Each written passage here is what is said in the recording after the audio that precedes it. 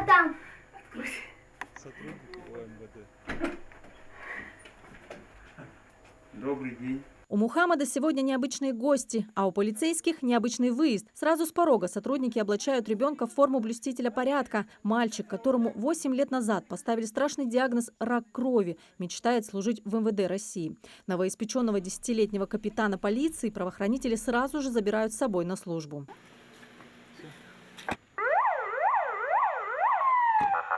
На 2 патрульных машинах полицейские со своим юным подопечным перемещаются от его дома на оживленную улицу города Карабулак. Здесь у мальчика будет спецзадание. Сейчас Мухаммад, как настоящий инспектор ГИБДД, будет останавливать автовладельцев и проверять документы.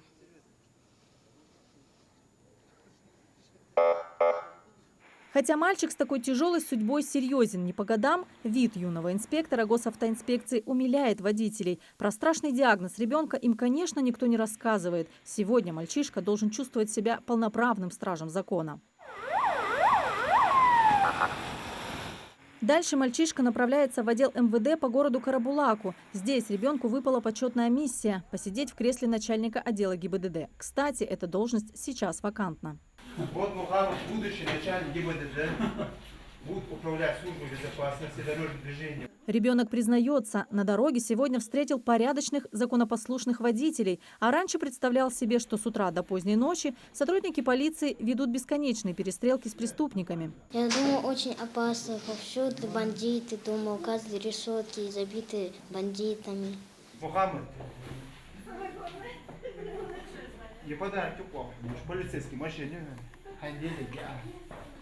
память о нас.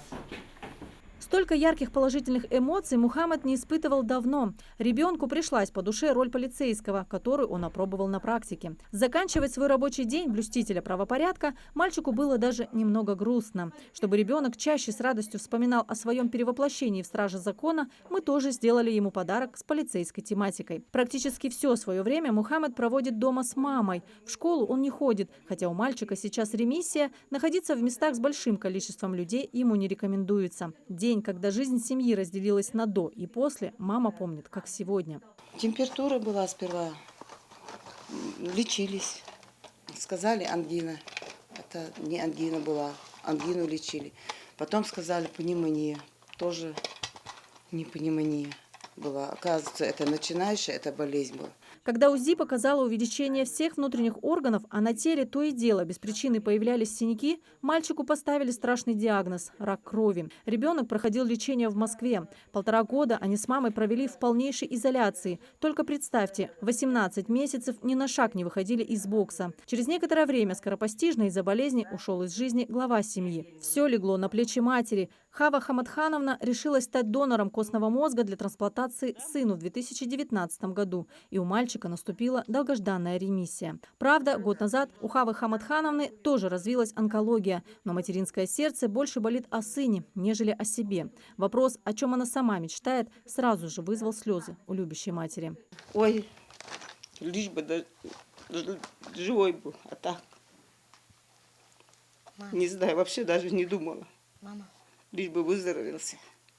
Помогают все с мира по нитке. От государства семья получает пенсии по потере кормильца и по инвалидности. Родственники, соседи и благотворительный фонд тоже внесли существенный вклад. Правда, живут наши герои в небольшом помещении бывшего гаража. Как смогла, Хава Хамадхановна обустроила его, утеплила и создала уют. Женщина живет надеждой, что когда-нибудь они обзаведутся своим полноценным жильем. Надеется, может быть, местные власти смогут ей выделить небольшой земельный участок под строительство дома или какую-то другую жилплощадь. По обычаям многих народов всегда считалось важным помогать вдове. А когда женщина без мужа, сама больна и болен ее ребенок, то оказать поддержку такой семье будет особенно благородным.